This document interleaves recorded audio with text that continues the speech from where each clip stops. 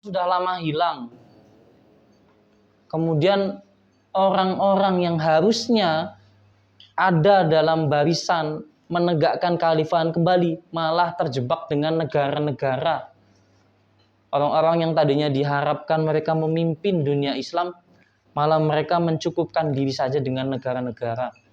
Bahkan fatwanya jelas bahwa boleh negara-negara itu, masing-masing negara punya ulil amri sendiri, itu boleh.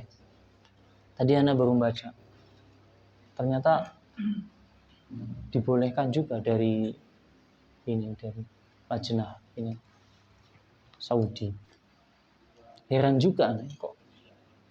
Padahal di buku Ijma itu kesepakatan para ulama di yang abad dulu itu jelas-jelas nggak boleh, tapi di sini aneh juga, Beb.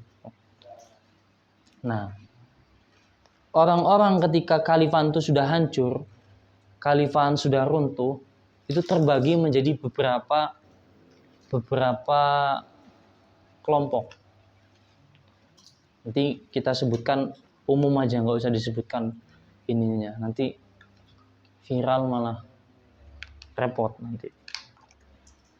Jadi ketika khalifah sudah hancur, kan yang sekarang kita mau bahas itu bagaimana memulai khalifah yang sudah hancur lebur, bertahun-tahun nggak ada yang mempelopori lagi. Bagaimana cara mulainya? Itu yang kita bahas sekarang.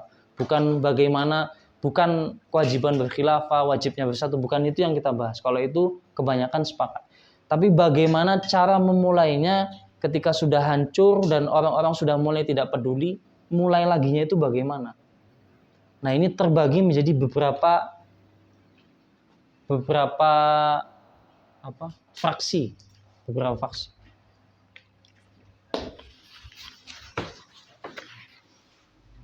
Yang pertama adalah orang-orang yang begitu kekhalifahan hancur, dunia Islam udah nggak ada kepemimpinannya, khilafah, khalifah nggak ada, baiat udah nggak ada. Yang pertama adalah orang-orang yang langsung berpikiran, udah saya uzlah aja. Pokoknya saya nyewa rumah di Wiono, agak gunungan dikit, punya kambing sama istri, udah pokoknya wis anteng wis. Gitu. Ini yang pertama.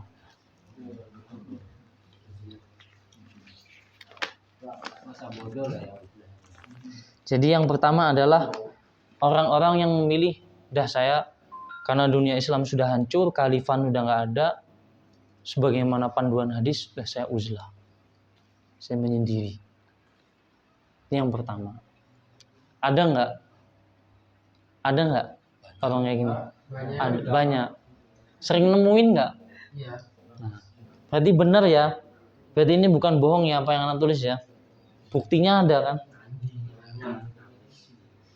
Soalnya kalau dalam dunia akademisi ya, dalam dunia kuliah itu setiap apa yang kita sampaikan buktinya ada nggak gitu. Kalau dia berupa pengamatan lapangan, kita bilang oh di sini ada gini-gini, ya di lapangan ada nggak? Wah itu ngarang berarti. Ternyata ada. Saksinya siapa? Mas Nanang. Tadi bilang banyak.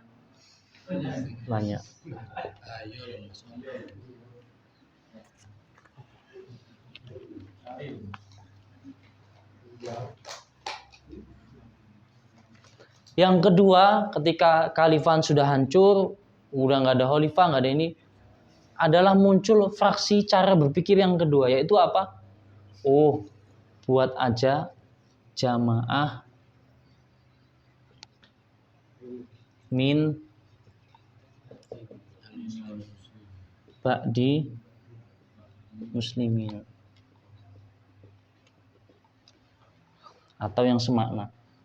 Jadi begitu udah hancur, mereka berpikirnya, ya udah buat aja jamaah kecil, jamaah min ba'dil muslimin, buat jamaah kecil, ormas kecil.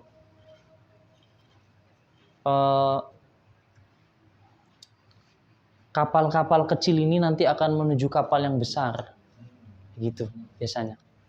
Kapal-kapal kecil menuju kapal besar, kapal-kapal pelabuhan menuju kapal kargo, istilahnya gitu. Ini yang kedua.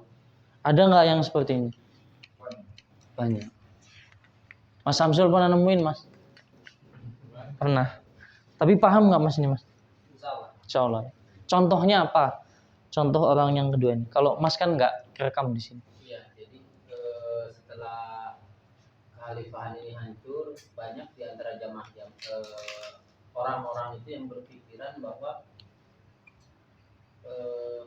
dengan tidak adanya kekhalifahan itu mereka membuat kelompok-kelompok kecil yang mungkin menurut mereka dapat menaungi umat Islam gitu. Tetapi sebenarnya tidak. Atau dia jamaah-jamaah yang terbatas dengan tempat. Contohnya, Mas? Ya, di Indonesia misalkan jamaah Indonesia apa, nanti di Malaysia ada lagi jamaah lagi seperti itu. Contohnya Ustadz Ahmad Rifai.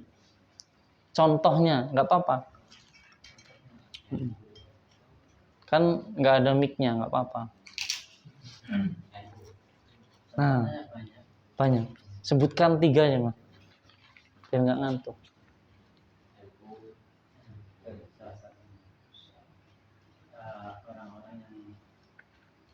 Sebutkan langsung mereknya, Mas. Nggak berani kayaknya. Ya, gitu. Jadi kadang-kadang memang gitu. Banyak begitu saya nyebutin. Wah, gitu. Kadang-kadang banyak yang kayak gitu memang. Kadang-kadang anak juga gitu kalau ditanya. Banyak sih gitu. Ini banyak ya. Hampir semua rata-rata ormas-ormas cara berpikirnya seperti itu. Buat aja jamaah-jamaah kecil, nanti kan dia akan menuju kapal besar. Iya. Dan ini doktrinnya bisa dibilang awal mulanya dari Mesir nih. Doktrin ini awal mulanya bisa dibilang dari Mesir tahun 19 ya tahun 19-an lah, 1900-an, 1912 ketika berdirinya Ikhwanul Muslimin. Jadi mereka membuat peta namanya usroh, kemudian gitulah, daulah, terus khilafah gitu. Nih, cara berpikir yang kedua. Cara berpikir yang ketiga.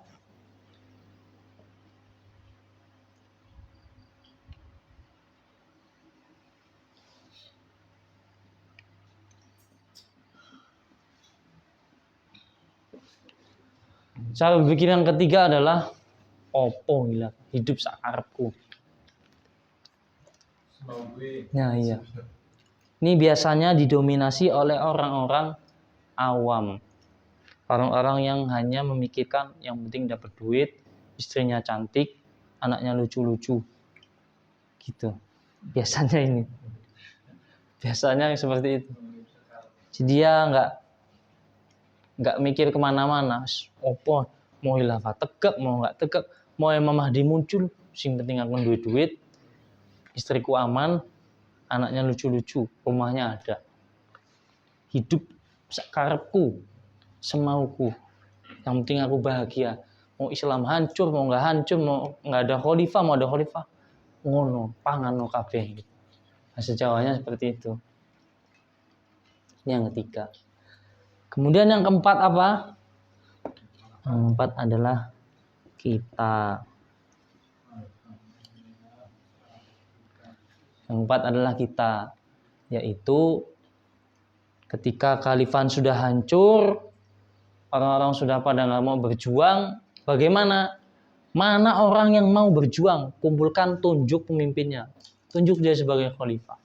Hanya dimunculkanlah, dimaklumatkan kembali adalah kita, yaitu Khilafatul Muslimin, yang mas'ulnya adalah Ustadz Nanang. Masya Allah. Takbir.